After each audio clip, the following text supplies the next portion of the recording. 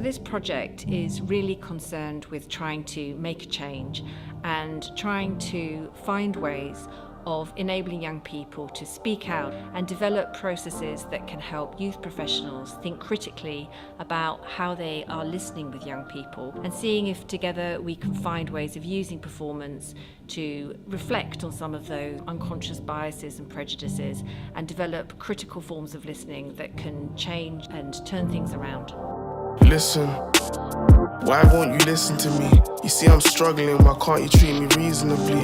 Never wanted to be in this situation, put aside your reservations, please take it easy with me. Sick of going round these roundabouts, doctors, police, teachers telling me to calm down, but what about all the things I just spoke about? Tell me how you can hear the words coming out my mouth but won't listen. Credible Witnesses has a number of key strands. We have been steered by an amazing advisory group which comprises of a criminologist, philosophers. We are really lucky to have Miranda Fricker, the philosopher who conceptualised the term testimonial injustice, as part of our advisory group. We also are working with social workers, a forensic psychologist and performance studies theorists. We've also been steered by our youth group, who have been fantastic. The youth group is made up of young people from Oldham Theatre Workshop and Oldham Youth Council, as well as young people from London. I am a part of Oldham Youth Council that has been going down to London from the beginning to do Credible Witness, so I feel quite attached to it, in all honesty. It's been a very eye-opening thing for me, yeah. It was really nice to be listened to with no judgment and in a safe space, and we had complete freedom to give any opinions on anything we wanted to, and we had a lot of kind of control and oversight over the production, which was really nice. Maybe 3-4 weeks ago, we did a script read for this, where it was a draft script, and it was fantastic when reading. Yeah, it was brilliant. We also commissioned a playwright, Farah Najib. She went in to visit the workshops in Oldham and London, and she drew on those to develop a play.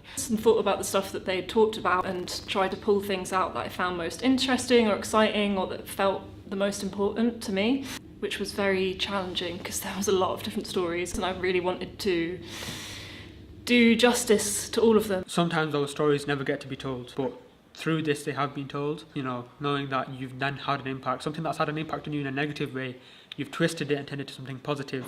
Pulled up your notes here, but I've only really had time for a very quick scan. It's about a young person who had been feeling certain things with their body, so they came to a GP practice. I don't feel normal. Do you? Or have you ever used drugs? What? Give me a second, I can find the video and show you. Excuse me, Rory. You're not listening to me, I'm not depressed. I just How about look at the video. Why don't I make the referral now? And I feel like it made me think that the listening to part is more important than, I don't know, giving someone a diagnosis. Inviting that person in to be like, what steps would you like me to take? A sport. He likes FIFA! But he doesn't like shooting games. There's the second story, a refugee from Somalia and his friend were racially profiled. Both the staging and the facts really quite shocked me and disturbed me. Everyone is staring at me. A couple people have their phones out filming, but you've done nothing! They're hurting me! Don't be going anywhere, son! Not this son! It's too late. I feel like I've been stripped naked. Bilal's cult was never just a cult. It was his protective armour. Amara, what's the problem? Meant to be leading a GCSE revision class in less than 10 minutes. The final story takes us to a young person who has come to their teacher. It's images that are nude images and it has her face on it. Amara, pictures of you, not of you. I'm afraid I don't follow. Like indecent pictures, miss, like naked and stuff. But they're not of me. They stuck my face on a fake body and posted it all over Instagram and TikTok. The teacher is just not present. Amara's just like a little blip in the whole day. You need to calm down. I've got to get to this revision session, but what I'm going to do is I'm going to call your parents in for a meeting. Yeah. Oh, miss, I have got strict Nigerian parents. They're hardly bothered about my mental health. Oh, no, don't be silly, Amara. They'll be Just the whole posture, the phrasing of the question, what's the problem?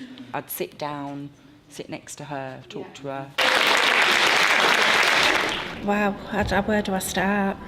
You know that those stories are happening, but actually to see it played out in front of you just makes it more real, doesn't it? Being heard is probably, a very strong component to why some of them isolate themselves off. Watching it just made me kind of contextualise what's going on.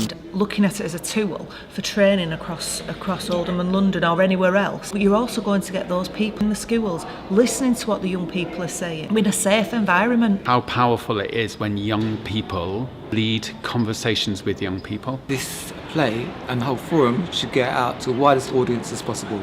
I guess opened up my eyes to how much these children are being ignored. Where are those doctors, those teachers, some of those authority figures that we saw in the play? Those figures really need to see a play like this and understand better the impact that they're having. Why is everything a mission? Life's a stage, I'm just waiting for the intermission. Give me a break, what I'm saying isn't fiction. Hearing what I say and listening is a big difference, please listen.